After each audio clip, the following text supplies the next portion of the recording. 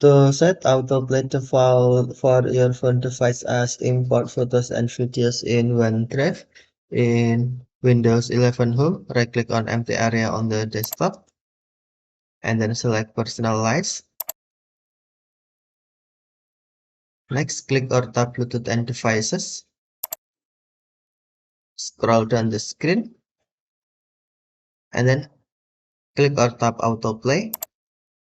Next, select your phone device, for example, Samsung Galaxy S10. Click or tap drop-down menu and then select Import photos and videos in OneDrive. Now, autoplay default for Samsung Galaxy S10 set as import photos and videos. Okay, thank you for watching. Have a nice day.